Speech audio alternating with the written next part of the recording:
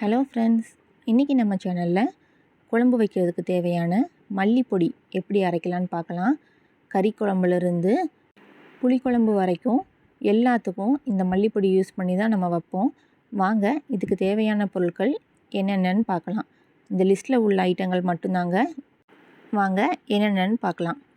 மல்லி 1 கிலோ, விரலி மஞ்சள் 150 கிராம், எல்ஜி கட்டிக்காயம் 100 கிராம், கசகசா 150 கிராம், புழுங்கலரிசி 150 கிராம், முழு உளுந்தம்பருப்பு 100 கிராம், சீரகம் 200 கிராம், சோம்பு 200 கிராம், மிளகு 100 கிராம், துவரம்பருப்பு 100 கிராம், வெந்தயம் 100 கிராம், கடலைப்பருப்பு 100 கிராம், கடுகு 100 கிராம்.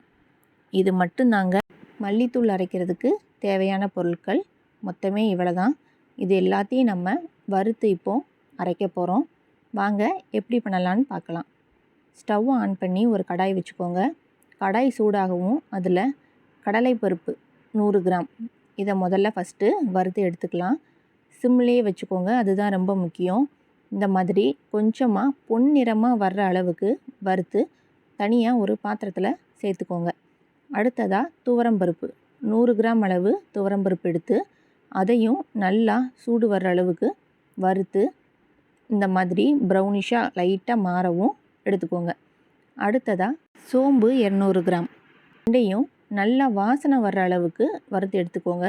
ரொம்பவும் பொரிய வேண்டாம், உங்களுக்கே தெரியும் நல்லா ஸ்மெல்லு வரும். அப்போது அதையும் ஒரு பாத்திரத்தில் சேர்த்துக்கலாம். அடுத்ததாக வெந்தயம் 100 கிராம் அளவு வெந்தயம், அதுவும் நல்லா வாசனை வர்ற அளவுக்கு கொஞ்சம் லைட்டாக கலர் சேஞ்ச் ஆகிற அளவு வறுத்து எடுத்துக்கோங்க. பாருங்கள், கலர் லைட்டாக சேஞ்ச் ஆகி வருது. இதையும் நம்ம பாத்திரத்தில் சேர்த்துக்கலாம்.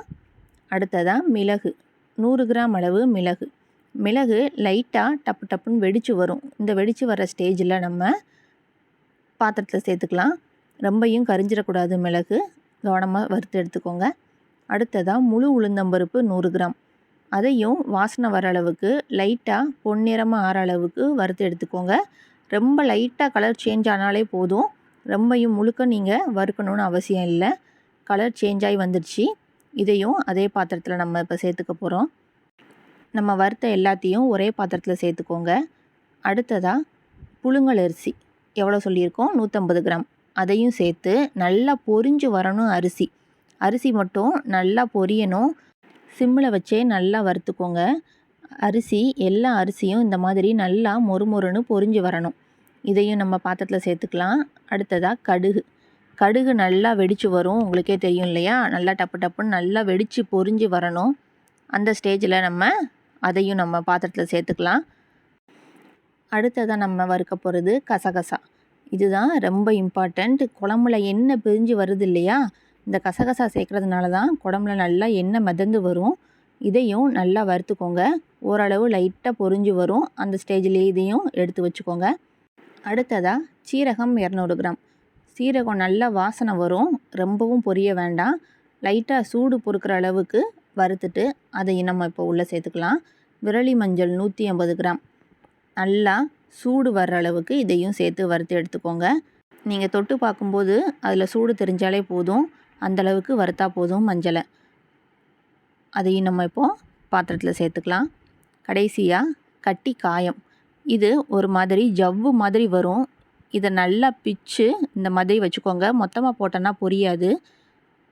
கட்டிக்காயம் சேர்க்கும்போது மட்டும் கொஞ்சமாக எண்ணெய் சேர்த்து நல்லா பொரித்து எடுத்துக்கோங்க.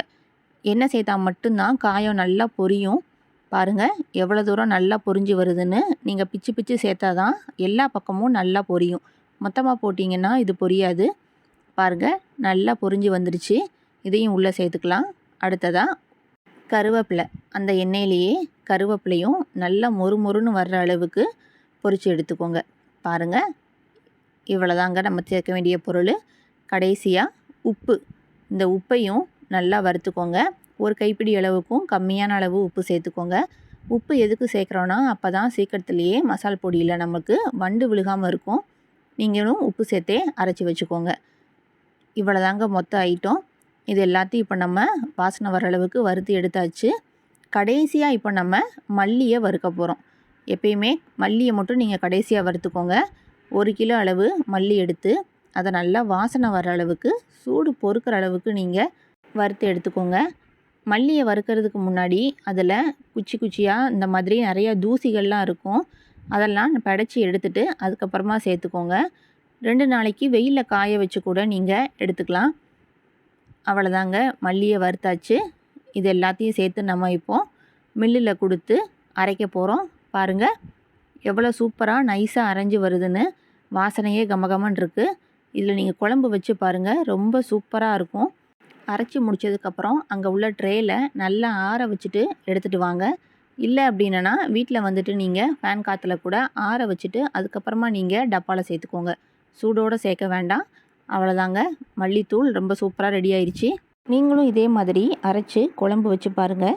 எப்படி இருக்குன்னு கமெண்ட் பாக்ஸில் கமெண்ட் பண்ணுங்கள். நம்ம சேனலையும் சப்ஸ்கிரைப் பண்ணிடுங்க. தேங்க்யூ.